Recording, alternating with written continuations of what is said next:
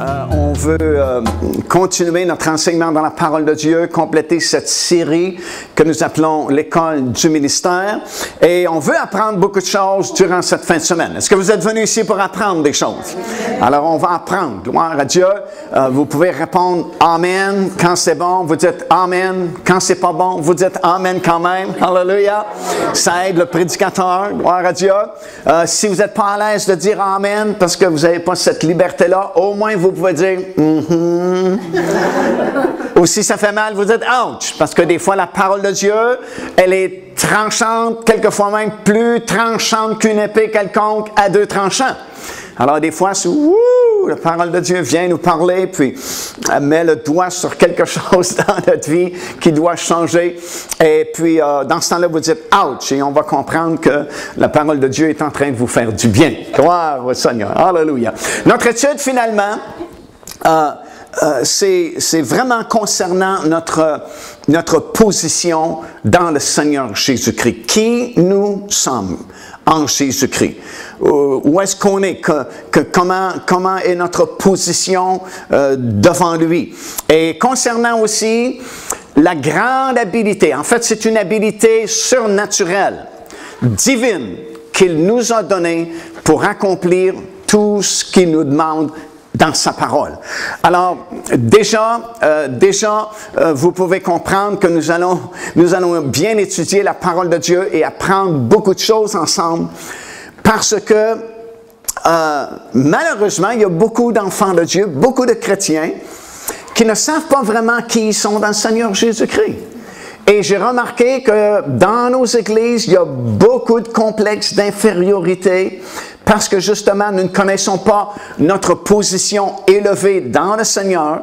Et c'est ce que nous voulons apprendre durant cette fin de semaine. Par exemple, si vous tournez rapidement, c'est pas peut-être vraiment ce que nous voulons étudier, mais l'Esprit me rappelle ce passage-là. C'est dans 1 Pierre, c'est dans le 2e chapitre, et à compter du verset 4. L'apôtre Pierre va dire ceci, il va dire « Approchez-vous de lui, pierre vivante, rejetée par les hommes, mais choisie et précieuse devant Dieu. Et vous-même, comme des pierres vivantes, édifiez-vous pour former une maison spirituelle, un saint sacerdoce, afin d'offrir des victimes spirituelles agréables à Dieu par Jésus-Christ. » Et au verset 9 de ce même passage des Écritures, ça dit « Vous au contraire », regardez bien, ça parle de nous, ça parle de vous, « Vous au contraire, vous êtes une race élue. » Amen. Depuis la venue du Seigneur Jésus-Christ, il y a une nouvelle race sur cette planète. C'est une race élue, tous ceux qui acceptent le Seigneur Jésus-Christ comme leur Seigneur et Sauveur personnel. Wow, ils appartiennent à un monde nouveau, ils appartiennent à une race nouvelle qui n'existait pas avant la venue du Seigneur Jésus-Christ. C'est une race qui a été élue en Jésus-Christ. Il dit, vous au contraire, vous êtes une race élue, un sacerdoce royal, une nation sainte. Comprenez, on parle de vous. Vous êtes une nation sainte, un peuple acquis, afin que vous annonciez les vertus de celui qui vous a appelé des ténèbres à son admirable lumière. Vous qui autrefois n'étiez pas un peuple, mais maintenant vous êtes le peuple de Dieu. Vous qui autrefois n'aviez pas obtenu miséricorde, mais maintenant vous avez obtenu miséricorde. Wow! Hallelujah! Dans Pierre, au tout début, dit « Approchez-vous de lui ». Et si vous suivez d'autres versets avec une concordance ou des versets qui vous sont mentionnés dans ce passage-là, vous allez lire que nous avons le privilège de nous approcher de Dieu en toute confiance. D'autres passages disent « Approchez-vous de lui avec une pleine assurance ». Et pourquoi la plupart des chrétiens ont de la difficulté à s'approcher de Dieu en toute confiance, avec une pleine assurance, parce que nous ne savons pas exactement qui nous sommes dans le Seigneur Jésus-Christ. Nous ne réalisons pas la position élevée que nous avons maintenant que nous sommes sauvés. Juste ici, dans ce passage-là, c'est écrit que vous avez un saint sacerdoce Et si vous avez remarqué au verset 9, ça dit en plus, vous avez un sacerdoce royal. Donc, vous savez ce que ça veut dire un sacerdoce? Ça veut dire que vous êtes des prêtres devant le Seigneur. Vous êtes des sacrificateurs devant le Dieu très haut. Et ça dit que vous êtes royal aussi. C'est un sacerdoce royal. Ça veut dire que vous êtes roi aussi. Et dans l'Apocalypse, c'est répété à 2 endroits.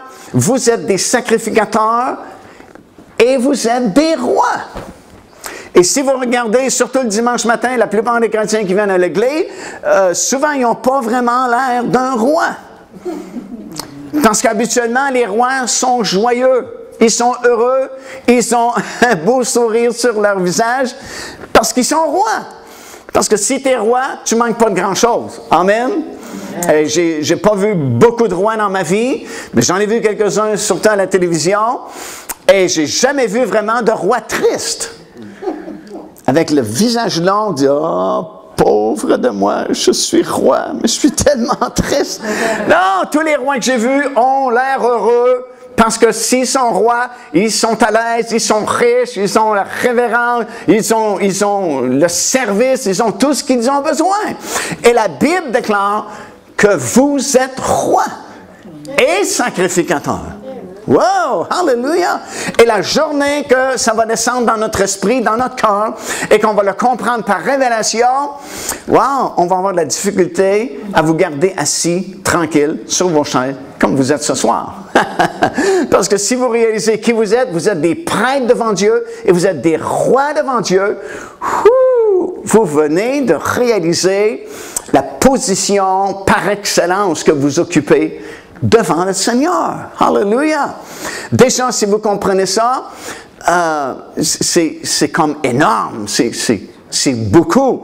Et depuis que le Saint-Esprit est venu, nous possédons ces choses. Parce que, vous savez, ici, quand on parle de sacerdoce, lorsqu'on parle de prêtre et de roi, surtout sacrificateur, il faut que tu aies quelque chose à offrir. Et la parole de Dieu nous demande surtout d'offrir le sacrifice par excellence, c'est-à-dire le fruit de nos lèvres qui confesse son nom. Et lorsque nous venons dans sa présence et que nous ouvrons notre bouche et que nous laissons monter ce sacrifice de louange, wow, c'est comme un parfum de bonne odeur qui remplit le temple céleste, le lieu très saint.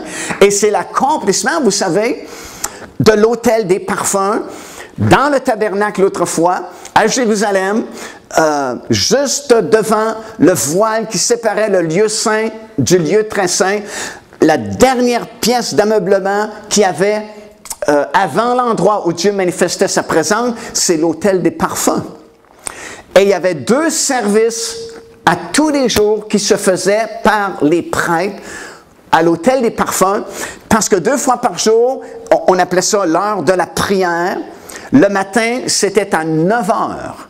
Le prêtre entrait, et ce n'était pas n'importe quel prêtre, vous savez, il y avait des milliers et des milliers de prêtres dans l'Ancien Testament. Et on tirait au sort ceux qui feraient le service à l'autel des parfums, parce qu'en réalité, tous les prêtres voulaient faire le service à l'autel des parfums, parce que c'était l'endroit le plus proche du lieu très saint, et ça représentait les prières du peuple d'Israël et la louange du peuple d'Israël, et puis le parfum, l'encens, si vous voulez, qui sortait de l'autel des parfums, parce qu'on chauffait cet autel-là, et on mettait des charbons, et puis du parfum pour que ce soit de bonne senteur, odoriférant, et puis la fumée montait vers l'Éternel. Et cette fumée-là, c'était comme un symbole de toutes les prières, les supplications, la louange qui montait jusque vers le Seigneur. Et vous lisez dans l'Évangile de Luc, par exemple, que c'était considéré un grand privilège d'avoir été choisi comme prêtre pour faire le service le matin et faire le service dans l'après-midi. Il y avait 2 services par jour de prière et de louange à l'autel des parfums. Et bien sûr, nous savons que celui qui nous permet maintenant de louer le Seigneur, c'est le Saint-Esprit. Amen. Enlevez le Saint-Esprit, et il n'y a plus de louange dans l'Église. Moi, je vous mets au défi de visiter n'importe quelle Église qui ne croit pas au baptême du Saint-Esprit et il n'y aura pas de louange non plus. Il y a plusieurs années, je donnais un séminaire dans une église au Québec et puis c'était sur le Saint-Esprit, le baptême du Saint-Esprit. Et puis, on avait 2 fins de semaine avec une période de questions après chaque réunion. Et puis après quelques réunions, il y a une dame qui lève la main, elle dit « Monsieur Massicotte, c'est vraiment beau ce que vous dites, le baptême du Saint-Esprit, la louange et tout ça. » Mais elle dit « Comment se fait-il que dans mon église, il n'y a personne qui est baptisé du Saint-Esprit? » Parce qu'elle ne venait pas d'une église, évidemment, qui croyait au baptême du Saint-Esprit. Et je lui ai dit, Madame, combien de fois vous avez entendu prêcher dans votre église sur le baptême du Saint-Esprit, que c'était encore pour aujourd'hui et que vous pouviez le recevoir? Ah, elle dit, jamais. Jamais entendu prêcher sur ça. Ben, je dis, voilà pourquoi il n'y a pas de baptême du Saint-Esprit et il n'y a pas de louange dans votre église. Parce que la foi vient de ce qu'on entend. Alléluia! Et ce qu'on entend vient de la parole de Christ. Alors, si tu ne l'entends pas prêcher, c'est difficile de croire en quelque chose que tu ne sais même pas que ça existe. Mais lorsque la parole est annoncée et que tu l'entends, alléluia, la foi vient de ce qu'on entend. C'est pourquoi c'est bon de se réunir et d'entendre l'enseignement de la parole de Dieu, parce que ce que vous entendez va provoquer quelque chose en vous, va stimuler votre foi, et vous allez placer votre foi sur ce que vous avez entendu de la parole de Dieu, et vous allez avoir du résultat. Vous allez recevoir ce que vous croyez, parce que vous l'avez entendu de la parole de Dieu. Et c'est pourquoi, dans l'assemblée de cette dame, il n'y a personne qui était baptisé du Saint-Esprit, et il n'y avait pas de louange dans cette assemblée, parce que si nous pouvons louer comme on l'a fait ce soir, et lever nos mains, et ouvrir notre bouche, et laisser sortir la louange qui monte, qui est la réalisation de l'autel des parfums. Est-ce que vous comprenez ce que je veux vous dire? Le sacrificateur dans l'Ancien Testament, et il considérait ça comme un grand privilège d'avoir été choisi pour faire le service à l'autel des parfums. Ce n'était qu'une image, ce n'était qu'une figure, ce n'était pas la réalité, c'était juste une école. Mais depuis que nous avons reçu le Saint-Esprit, alléluia, nous avons la réalité de la chose. Et parce que nous sommes prêts, nous devrions nous aussi considérer ça comme un grand privilège de pouvoir faire monter ces louanges jusqu'à vers notre Seigneur. Et c'est à cause du Saint-Esprit qui est en nous. Le Saint-Esprit, vous savez, quand le Saint-Esprit est descendu sur les 120 disciples dans la chambre haute à Jérusalem, 10 jours après que Jésus est monté au ciel, savez-vous que c'était l'accomplissement de l'autel des parfums? C'était l'accomplissement du saint sacerdoce que nous avons. Le saint sacerdoce, c'est le ministère qu'on peut faire envers le Seigneur Jésus-Christ. Et je vous ai dit que le premier service à l'autel des parfums se faisait le matin. Savez-vous à quelle heure il se faisait le matin? Il se faisait à 9 heures selon la loi de l'Ancien Testament. Et savez-vous à quelle heure le Saint-Esprit est arrivé dans la chambre haute à Jérusalem? Exactement à 9 heures le matin de la Pentecôte. C'est écrit dans votre Bible. C'est pas pour rien. Quand il y a un verset écrit, vous savez, c'est pas pour rien qu'on écrit des choses. Et ça vous dit dans votre Bible que le Saint-Esprit est arrivé dans la chambre haute à exactement 9 heures le matin, au moment même où juste quelques mètres plus loin, le sacrificateur faisait encore le premier service de la journée à l'autel des parfums, dans le temple à Jérusalem, au même moment où il faisait le sacrifice de louange, le Saint-Esprit arrive dans la chambre haute. Et ce que le Saint-Esprit voulait dire, c'est qu'on n'a plus besoin d'aller dans le temple à Jérusalem. On n'a plus besoin de l'autel des parfums physiques faits de main d'homme. Parce que moi, le Saint-Esprit, je suis arrivé. Et je suis l'accomplissement de l'autel des parfums. Et désormais, ça va monter de notre cœur, de notre esprit. Et ça va monter jusque dans la présence de Dieu. Ça, c'est notre travail de sacrificateur. Et ça, c'est notre ministère que nous faisons envers le Seigneur. Et l'autre ministère dont il est question ici, c'est le sacerdoce royal. Déjà dans l'Ancien Testament, c'est une impossibilité. Tu ne peux pas être prêtre et roi en même temps. Parce que les prêtres venaient de la tribu de Lévi et les rois venaient de la tribu de Juda.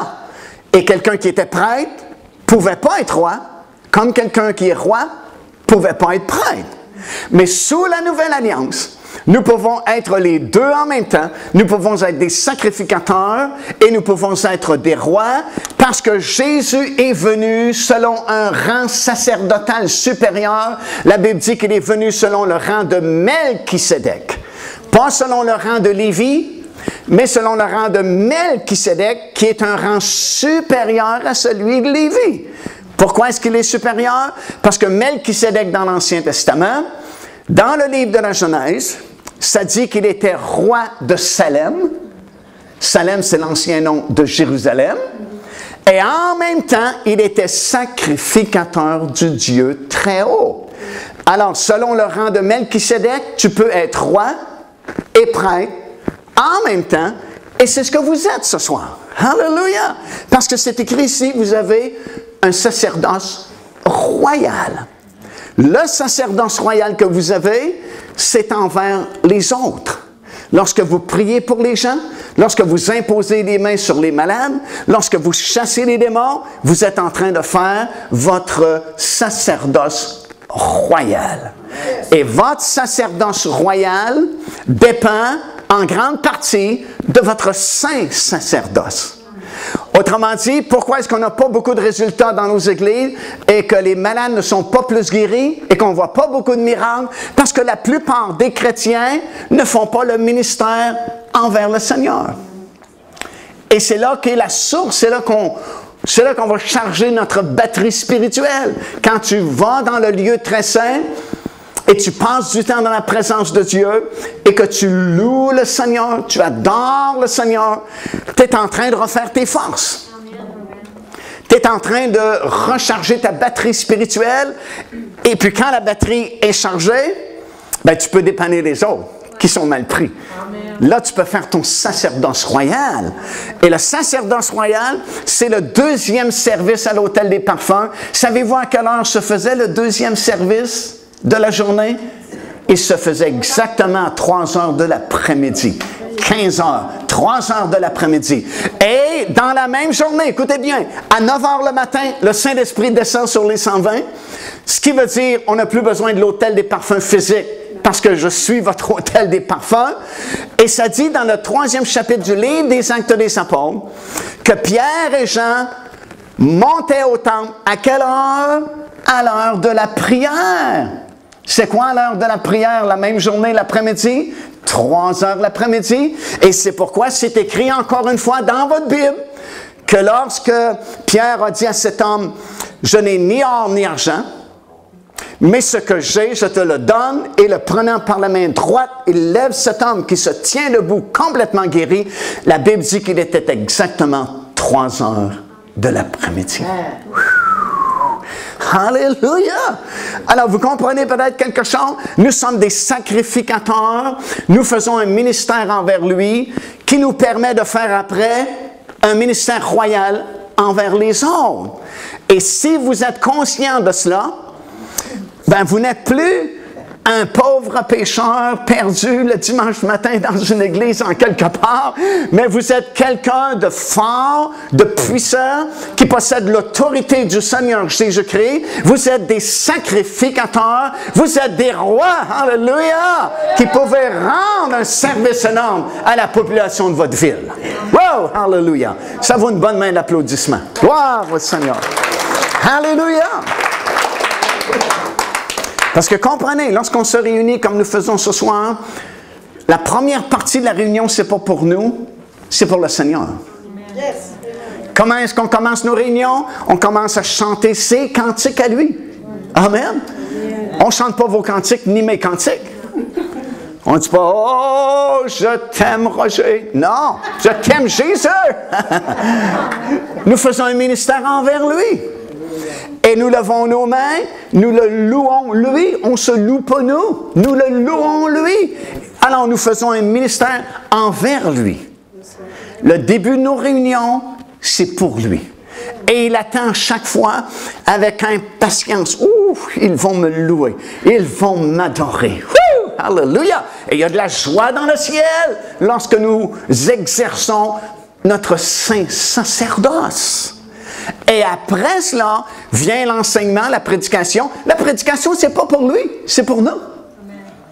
Comprenez, lorsqu'on prêche la parole de Dieu, Jésus ne dit pas « Oh, wow, je ne savais pas ça. Wow, ça c'est bon. » Non, c'est pas pour lui la prédication. La prédication, c'est pour nous. L'enseignement, la parole de Dieu, c'est pour nous. Mais la louange, c'est pour lui. Alléluia! Et ce sont nos deux ministères. Et si nous sommes conscients de cela, wow, ça nous donne une grande assurance dans le Seigneur. Parce que nous ne sommes plus n'importe qui. Avant, nous étions n'importe qui. Mais maintenant, nous sommes quelqu'un dans le Seigneur Jésus-Christ. Nous sommes des prêtres, des sacrificateurs et des rois, alléluia, qui avons une entrée abondante, grande entrée dans sa présence. Nous sommes même les bienvenus dans sa présence. Alors, ce que nous allons étudier durant cette fin de semaine, c'est vraiment cela, notre position. Quelle position nous occupons dans le ciel devant le Seigneur Jésus-Christ. Et nous allons apprendre un tas de choses qui vont peut-être nous étonner et qui, je souhaite, vont changer notre façon de vivre notre vie chrétienne. Parce qu'écoutez ce que ça dit, Paul dit dans Philippiens, 2e chapitre, et au verset 13, il dit, car c'est Dieu qui produit en vous le vouloir et le faire selon son bon plaisir. Alors, si c'est Dieu qui crée le vouloir et le faire en moi, ben c'est plus moi vraiment qui le fait, mais c'est lui qui le fait au travers de moi. Vous me suivez? Et si Dieu travaille en moi, attention, ça va être quelque chose de fort, quelque chose de glorieux, parce que ce n'est pas moi qui travaille vraiment. Moi, je fais juste suivre la direction que le Seigneur me donne. Ce n'est même pas mes plans à moi, c'est-à-dire que c'est lui qui crée le vouloir et le pouvoir. Il me rend capable de faire ce qu'il veut que je fasse. Il y a du matériel juste dans ce verset-là, enfant de Dieu. Ça veut dire que si vous écoutez la voix du Saint-Esprit, il va mettre des plans dans votre vie, dans votre cœur, des désirs. Et si vous êtes sauvés, vous marchez avec le Seigneur Jésus-Christ, mais les désirs que vous avez viennent du Seigneur. Souvent autrefois, j'ai entendu ça plusieurs fois, les gens disaient, si tu as le goût de le faire, c'est charnel, ça ne peut pas venir de Dieu. Si tu n'as pas le goût de le faire, ça vient de Dieu. Mais tu ne vois pas ça dans la parole du Seigneur. On vient de lire ici que c'est lui. Écoutez, c'est lui qui crée le vouloir en moi. Ça veut dire, si je veux vraiment quelque chose, bien sûr, si je marche avec lui, si ma vie n'est pas en règle avec lui, le diable a accès dans mes pensées et dans mes désirs. Mais si je suis sincère, je marche avec lui au meilleur de ma connaissance, il va mettre le vouloir en moi. Il va mettre un désir. Il va me donner quelque chose. J'ai le goût de faire ça. Mais souvent, je dis, mais Seigneur, moi, je ne suis pas capable. Il dit, parfait, c'est ça que je cherche, des gens pas capables. Parce qu'il dit, c'est moi qui vais le faire. Alléluia! C'est moi qui vais le faire au travers de toi. C'est lui qui nous donne le vouloir et le pouvoir d'accomplir toutes choses qu'il a déposées dans notre cœur. Wow! Et habituellement, si c'est Dieu qui a mis quelque chose dans votre cœur, c'est comme quelque chose de tellement impossible pour vous de faire que ça doit venir de Dieu ou sinon ça ne marchera pas. Amen? Amen. Nous, on fait de la télévision depuis des années et des années. On a commencé au temps de Noé. On a filmé l'arche. Non, pas si vieux que ça, mais presque. Et à chaque fois, c'est un défi. Chaque fois, on dit, mais Seigneur, comment ça se fait qu'on est encore là? Comment ça se fait qu'on peut produire des émissions de qualité? On n'a jamais un sou de plus que les besoins. Et c'est toujours comme impossible. Mais on est encore là. Et le Seigneur me rappelle ce verset-là. C'est moi qui t'ai donné ce désir de faire des émissions de télévision. Et c'est moi qui les accomplis. Alléluia! Et quand tu sais ça, bien, ça enlève la charge de sur tes épaules. Parce que c'est plus vraiment mon domaine, le faire, c'est lui qui le fait. Whew! Hallelujah! Nous allons apprendre des choses comme « Je puis tout ». Wow! Hallelujah! Répétez ça avec moi. « Je puis tout par celui qui me fortifie ». Maintenant, on peut citer le verset, mais savez-vous que la plupart des chrétiens n'agissent pas en conséquence? Parce que la plupart des chrétiens disent « pas capable ». Amen? Mais on va apprendre en fin de semaine que si ça vient du Seigneur, je puis tout par celui qui me fortifie. Nous allons apprendre des choses vraiment comme celui qui est en moi, plus grand que celui qui est dans ce monde. Mais la plupart des témoignages des enfants de Dieu sont contraires à cela. C'est comme si celui qui est dans le monde est plus grand que celui qui est en moi. Parce qu'écoutez la conversation de la plupart des chrétiens, de quoi parle-t-il? Des œuvres de Dieu? Non, la plupart du temps, des œuvres du diable. Parce qu'ils parlent de leur maladie. Tu sais, ça leur appartient. C'est leur maladie, c'est leur rhume, c'est leur diabète. Ils vont parler de comment c'est difficile, comment, oh, c'est négatif. On parle beaucoup plus des œuvres du diable que des œuvres de Dieu. Alors, qu'est-ce qu'on est en train de faire? On est en train de dire que celui qui est dans le monde est plus grand que celui qui est en moi. Mais durant cette fin de semaine, on va apprendre que celui qui est en moi, hallelujah, est vraiment plus grand que celui qui est dans le monde. Gloire à Dieu. Et que vraiment, c'est pas quelque chose de terrible, l'ennemi, parce qu'il est déjà défait. Il est battu. Oh, il a touché le plancher, puis on a compté jusqu'à 10. Il est knock-out. Hallelujah! Hallelujah! Nous sommes plus que vainqueurs en Jésus-Christ. Glory! Hallelujah! Comprenez? On n'est pas juste vainqueurs. Nous sommes plus que vainqueurs. Yes! Savez-vous la différence entre les deux? Entre vainqueur et plus que vainqueur? Non, je vais vous expliquer, vous allez comprendre. Vainqueur, c'est le boxeur qui s'est entraîné pour un gros combat. Il y avait 50 000 $ à gagner s'il gagnait le combat. Il s'est entraîné, il a fait la diète, l'entraînement, il a transpiré. Le jour du combat arrive, monte dans l'arène, ses grandes bas, poum, poum, poum, plusieurs rounds. Finalement, une certaine round, poum, décroche une droite. L'adversaire tombe sur le plancher. L'arbitre compte jusqu'à 10, lève le bras de notre boxeur et le déclare vainqueur. Son manager lui donne un chèque de 50 000 $ qu'il a bien mérité. Alléluia! Mais attention, ça c'est juste vainqueur. Le boxeur s'en va à la maison, sa femme prend le chèque, elle dit merci beaucoup. Ça c'est plus que vainqueur. Et dans le domaine spirituel, c'est ce qui est arrivé. Jésus est notre boxeur. C'est lui qui a été sur la croix de Golgotha. C'est lui qui a triomphé de l'ennemi. C'est lui qui est vainqueur. Et il nous donne sa victoire et tout ce qu'on a à faire, c'est dire merci Jésus. Ça, c'est plus que vainqueur. Alléluia! C'est ce qu'on va apprendre durant cette fin de semaine. On va apprendre dans Luc chapitre 10 que rien ne vous sera impossible. Rien ne pourra vous nuire. Avez-vous bien compris? Jésus dit qu'il nous donne puissance et autorité sur toute la puissance de l'ennemi. Ça veut dire qu'il n'y a pas un démon. Le diable lui-même n'a pas cette autorité-là. C'est nous qui l'avons à cause de la victoire de Jésus. Autrement dit, c'est vous le patron. Ce n'est pas le diable le patron. Ce n'est pas les démons le patron. Vous êtes le boss. Vous êtes le patron. Jésus dit, je vous donne puissance et l'autorité sur une partie de la puissance de l'ennemi? Non, sur toute la puissance de l'ennemi. Et il ajoute ceci, et rien ne pourra vous nuire.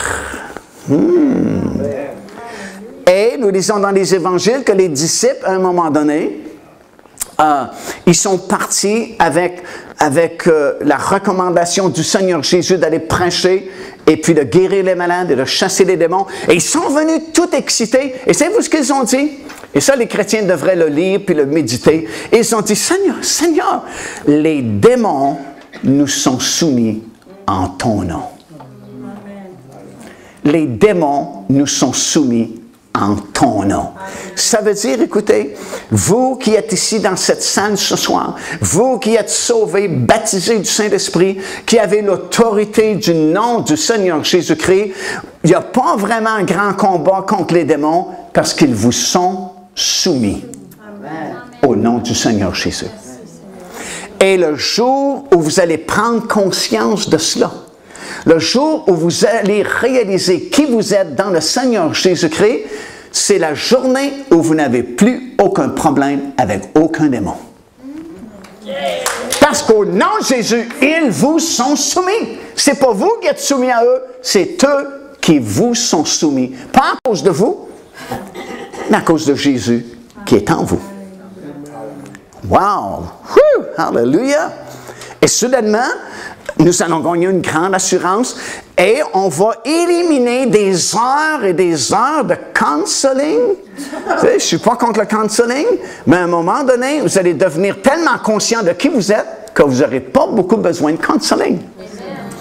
Parce qu'on est tellement faible, on est tellement peu renseigné à savoir qui nous sommes, que dès qu'il y a un petit obstacle, on est découragé. Puis on appelle le conseiller. Il est 3 heures du matin, je m'excuse, pasteur, de vous déranger, mais il y a quelque chose qui ne marche pas dans ma vie. Tu sais, il y a un endroit où tu peux aider les gens, mais il y a un endroit aussi, il faut que tu apprennes à marcher et à être fort dans le Seigneur Jésus-Christ. Et ce que nous allons apprendre durant cette fin de semaine va nous aider énormément si nous recevons l'enseignement de la parole de Dieu. Nous allons réaliser que nous sommes forts dans le Seigneur. Nous sommes, comme je mentionnais, plus que vainqueurs.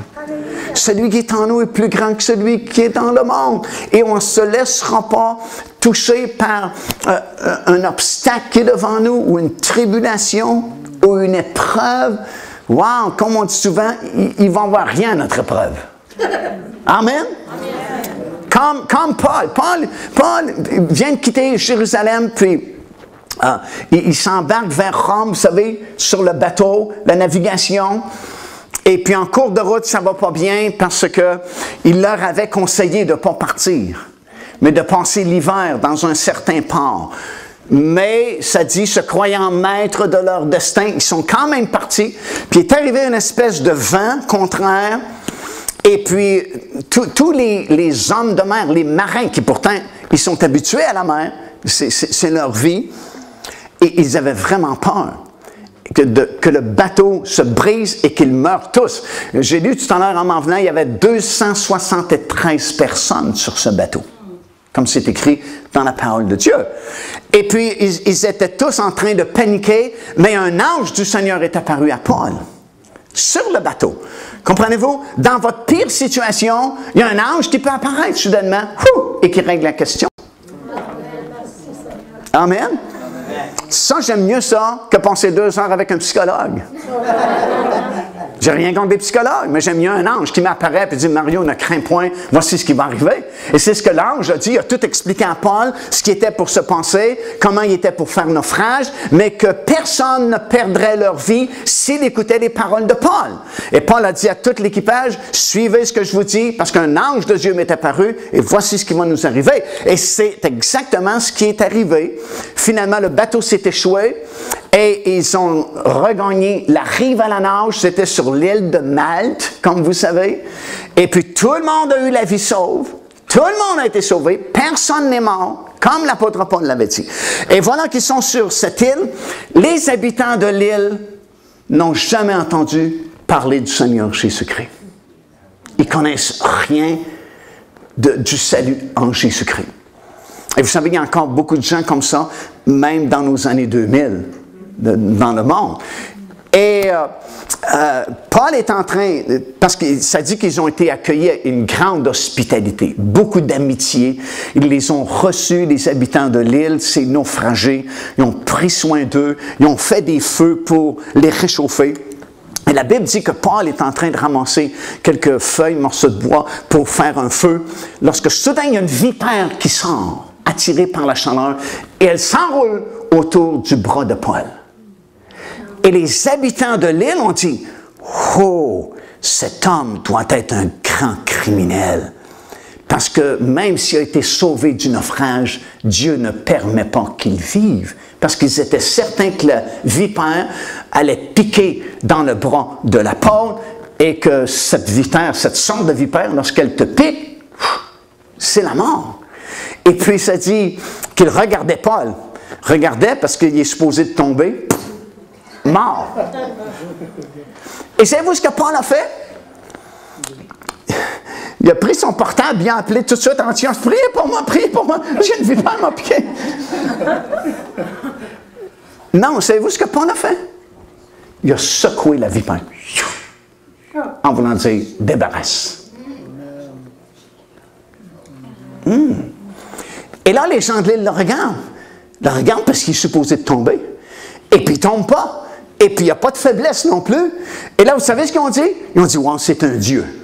Vous savez comment le monde est? 5 minutes, tu es un criminel, tu ne mérites pas de vivre. 5 minutes après, tu es un Dieu. Alors, c'est pour ça qu'il ne faut pas vous fier à l'opinion des gens. Les gens vous disent, « Oh, c'était merveilleux! » 2 jours après, tu es terrible, tu ne vaux même pas la peine, blabla.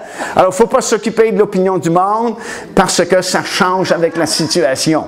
Alors, ces hommes ont dit, « Wow, s'il n'est pas mort, c'est vraiment un Dieu. » Mais le point que je veux souligner, c'est que Paul savait qui il était dans le Seigneur Jésus-Christ.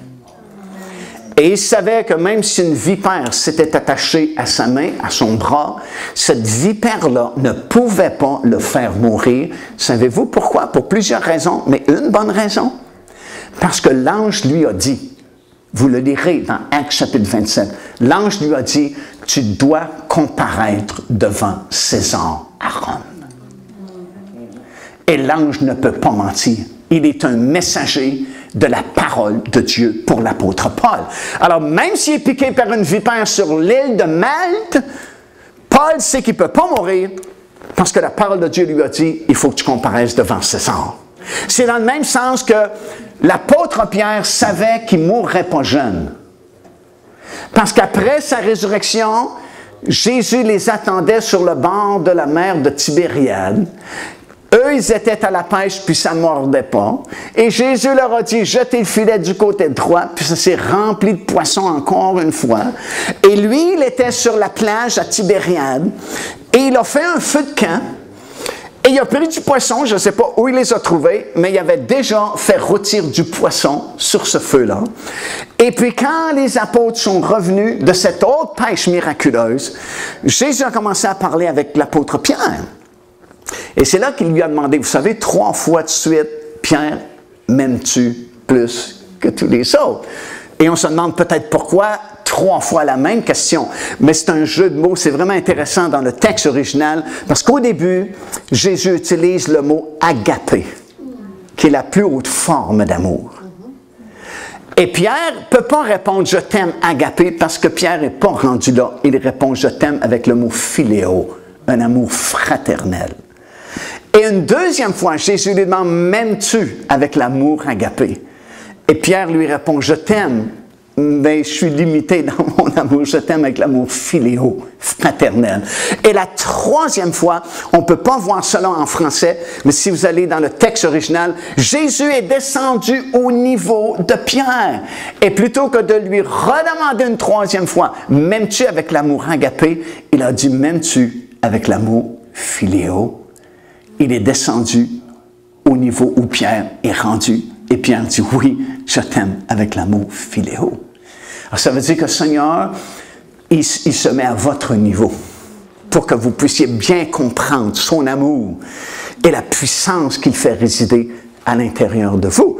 Et là, il va lui dire, lorsque tu étais jeune, tu te saignais toi-même. C'est-à-dire, tu mettais toi-même tes vêtements et tu attachais tes vêtements à ta ceinture. Mais c'est dit, lorsque tu seras vieux, c'est un autre qui va attacher tes vêtements et il va te conduire peut-être là où tu ne veux pas être conduit. Ça veut dire que Pierre va devenir vieux parce que Jésus lui a dit, quand tu seras vieux. Alors Pierre, s'il croit à la parole de Jésus, il sait qu'il ne mourra pas d'un accident à 35 ans ou à 40 ans parce que Jésus lui a dit, lorsque tu seras vieux, c'est un autre qui va attacher ta ceinture sur ton vêtement. Amen. Ça, c'est l'importance de la parole de Dieu. Et ce que je veux vous communiquer durant ce week-end, c'est qu'on peut vraiment prendre la parole de Dieu à la lettre. Si Jésus, s'il y a une prophétie qui vous est donnée, puis vous savez que ça vient du Saint-Esprit et que ça vous dit quelque chose, que lorsque tu seras vieux, ben, tu peux capitaliser là-dessus. Tu ne mourras pas jeune parce que tu as eu une parole qui te parle de tes vieilles années. Alléluia! Paul s'est tenu sur cette parole qu'il doit se rendre à Rome parce qu'il doit comparaître devant ses hommes. Vipère ou pas vipère, piqûre ou pas piqûre, je n'ai pas besoin de counseling, je n'ai pas besoin de faire prier pour moi. La parole de Dieu m'a annoncé que je dois me rendre à Rome. Tant pis pour la vipère. Amen? Alléluia! N'ayez pas peur des vipères. Plus il fait chaud, plus il y a de vipères. Plus ça chauffe dans le Saint-Esprit, plus vous allez avoir des gens souvent weirdo qui viennent pour mettre le trouble. Parce que ça, c'est des animaux au sang froid. C'est des serpents, des vipères. Puis tout ce qu'ils cherchent, c'est de la chaleur. Alors, plus ça chauffe dans une église, plus ça chauffe dans le Saint-Esprit, plus il y a de vipères qui vont sortir. Mais les vipères ne devraient pas vous déranger. Quand la vipère se monte le bout du nez, vous la secouez. Alléluia! Elle ne peut rien contre vous. Quelqu'un doit dire Amen. Alléluia! Alors voici, je vais juste résumer parce que je n'ai pas encore rentré dans mon message vraiment, c'est juste l'introduction. Mais je vais vous donner rapidement, avant de terminer ce soir, le cœur du message qu'on va continuer à développer demain soir, dimanche matin et dimanche soir. Prenez votre Bible, on va voyager un peu, OK? Quand vous venez dans une école du ministère, ça prend une Bible. Au moins une. Tournez rapidement dans l'Épître de Paul aux Romains, dans le 16e chapitre, des versets 23 jusqu'à 27. Voici ce que l'apôtre Paul dit à cette église. Il dit, « À celui qui peut vous affermir. » On a besoin d'être affermi. « Selon mon évangile et la prédication de Jésus-Christ, conformément, regardez bien, conformément à la révélation du mystère caché pendant des siècles. » Je ne sais pas si vous aimez les mystères qui sont cachés pendant des siècles, mais moi, j'aime les mystères cachés qui sont révélés. Et c'est ce que ça dit ici. Conformément à la révélation du mystère caché pendant des siècles, mais manifesté maintenant par les écrits des prophètes, d'après l'ordre du Dieu éternel. Et ce mystère caché de toujours est porté à la connaissance de toutes les nations, afin qu'elles obéissent à la fois à Dieu seul sage, soit la gloire au siècle des siècles, par Jésus-Christ. Amen. Maintenant, ce que Paul dit à l'église de Rome, c'est qu'il dit, je suis venu vous annoncer un mystère qui était caché depuis des siècles, des centaines et des centaines et des centaines d'années. Mais ce mystère est maintenant porté à la connaissance de toutes les nations. Et c'est ce qu'on va parler durant cette fin de semaine, le mystère caché depuis des centaines et des centaines d'années, des générations et des générations avant nous, mais qui est maintenant révélé. Est-ce que ça vous intéresse? Allez un petit peu plus loin dans l'Épître de Paul aux Éphésiens, chapitre 3, verset 3. Paul dit, c'est par révélation, wow, que j'ai eu connaissance du mystère sur lequel je viens d'écrire un peu de mots. Et en les lisant ces mots, vous pouvez vous représenter l'intelligence que j'ai du mystère de Christ. Paul a eu la révélation d'un mystère caché depuis des générations. Wow, ça devient intéressant. Alors, continuez plus loin. Dans Colossiens, 4e chapitre, verset 3, Paul dit, priez en même temps pour nous, afin que Dieu nous ouvre une porte pour la parole, en sorte que je puisse annoncer le mystère de Christ, pour lequel je suis dans les chaînes, et le faire connaître comme je dois en parler. il me semble que c'est le message principal de l'apôtre Paul. Regardez aussi dans Colossiens chapitre 2, verset 2. Paul dit, « Je prie pour l'église de Laodicée. » Vous connaissez l'église de Laodicée dans le livre de l'Apocalypse, c'est l'église charnelle des derniers jours. Elle n'est ni bouillante, ni froide, elle est juste tiède, elle va être vomie de la bouche du Seigneur. Et Paul ressent les combats déjà, il y a 2000 ans passés, dans l'église de Laodicée, puis il dit, « Je prie pour l'église de Laodicée, afin qu'ils aient le cœur rempli de consolation, qu'ils soient unis dans la charité et enrichis d'une pleine intelligence pour connaître le mystère de Dieu, savoir Christ. » Et regardez bien, attention, mystère dans lequel sont cachés tous les trésors de la sagesse et de la science. Si on peut découvrir qu'est-ce que c'est ce mystère qui était caché si longtemps et qui maintenant est révélé à l'Église, ben dans ce mystère-là se cachent tous les trésors de la sagesse et de la connaissance. Maintenant, tournez avec moi juste avant, dans Colossiens plutôt, premier chapitre, et nous allons lire des versets 24 jusqu'à 29, et ça, c'est le cœur même de notre étude. Ben, écoutez bien, regardez-moi ici avant qu'on lise ce passage-là. Il faut bien comprendre que l'apôtre Paul, c'est quelqu'un d'un peu particulier. Parce que tous les premiers qui ont connu le Seigneur, qui ont marché avec lui, comme Jacques, Pierre et tous les grands noms, les grands apôtres du début, et tous les disciples qui ont suivi le Seigneur, ils ont eu pendant longtemps beaucoup de difficultés à comprendre le message de la grâce et faire la différence entre la loi de l'Ancien Testament et la grâce qui était venue par le Seigneur Jésus-Christ. Ils étaient encore beaucoup attachés au temple à Jérusalem, beaucoup attachés au sacerdoce lévitique qui pourtant était fini, beaucoup attachés à tout le rituel de l'Ancien Testament. Et même plusieurs années plus tard, à la fin de la première génération de chrétiens, lorsque Paul finalement va retourner à Jérusalem, Jean ne veut pas que Paul fasse trop de vagues à Jérusalem, puis il va dire, Paul, fais attention ici parce que beaucoup de frères, ça veut dire des gens qui ont accepté le Seigneur Jésus-Christ comme leur Seigneur et Sauveur personnel. Beaucoup de frères suivent rigoureusement la loi de Moïse. Alors qu'en Jésus-Christ, on est détaché de la loi de Moïse. Et puis je n'irai pas plus loin, mais relisez ces passages-là dans la lumière, le contexte que je viens de vous dire, mais vous allez voir que c'était très sensible cette question-là au tout début. Alors, comprenez, ils ont beaucoup de difficultés à comprendre la grandeur du salut et la grâce que Jésus-Christ a apportée parce qu'ils sont encore trop attachés au rituel de l'Ancien Testament. Et là, tu as Paul qui est un pharisien, qui est un expert dans la loi de l'Ancien Testament, qui parcourt villes et villages pour aller chercher les chrétiens, pour les amener à Jérusalem, les faire blasphémer et les faire mettre à mort, si possible. Et là, il veut se rendre jusqu'à Damas, comme vous le savez, pour aller chercher les chrétiens, mais en cours de route. Gloire à Dieu, il a rencontré le Seigneur Jésus-Christ, qui lui est apparu. Et la vision qu'il a eue était tellement glorieuse qu'il est devenu aveugle.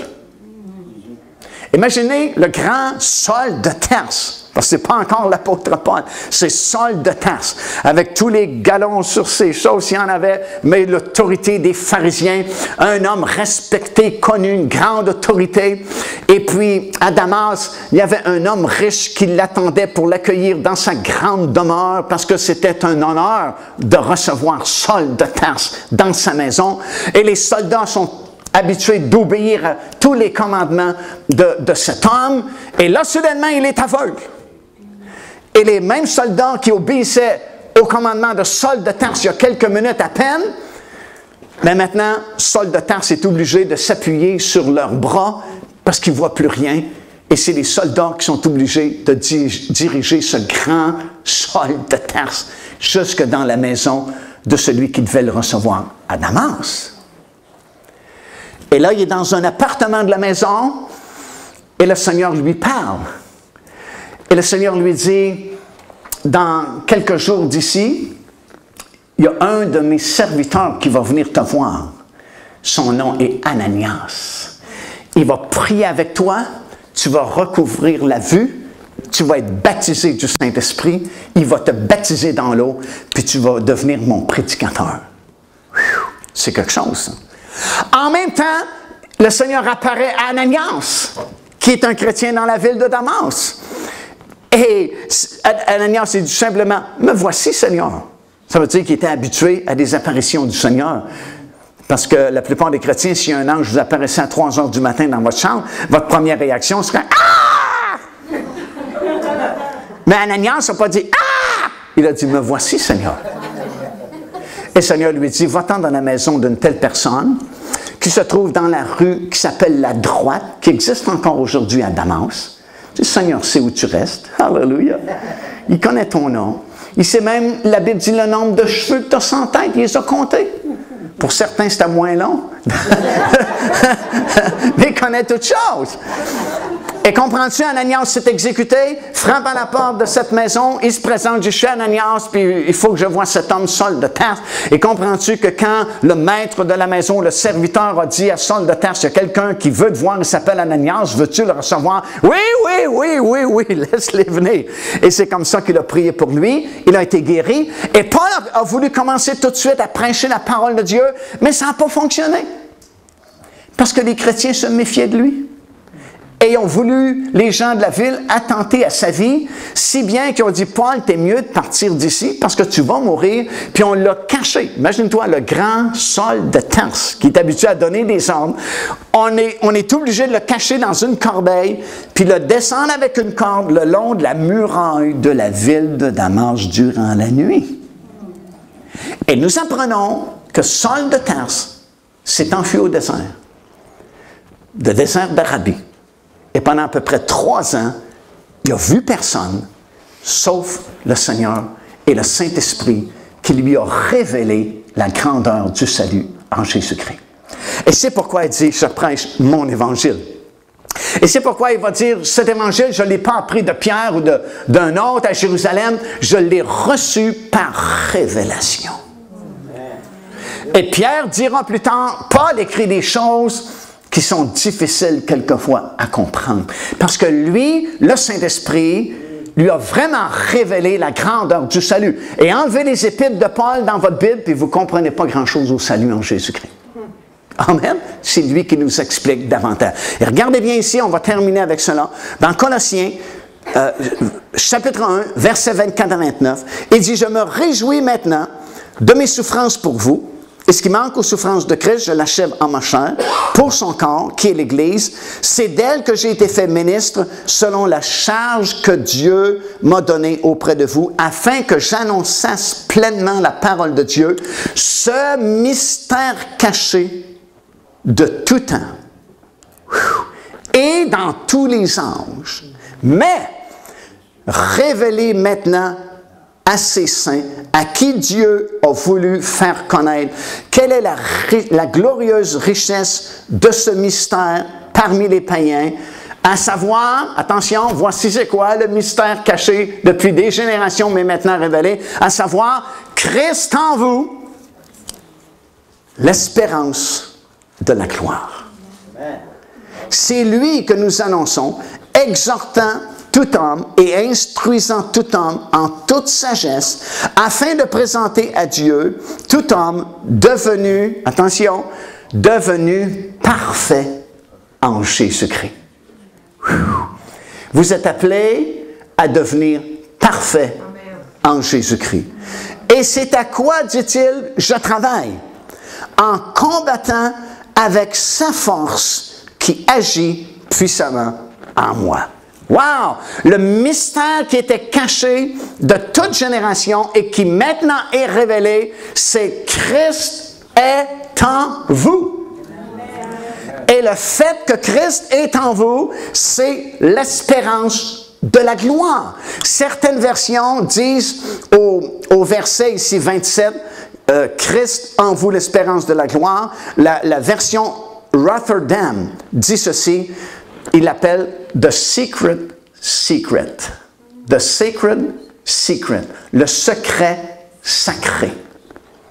Parce que c'était pas révélé autrefois, mais c'est maintenant révélé par le Saint-Esprit que Christ est pas seulement assis à la droite de Dieu dans les lieux célestes, il est en vous ce soir.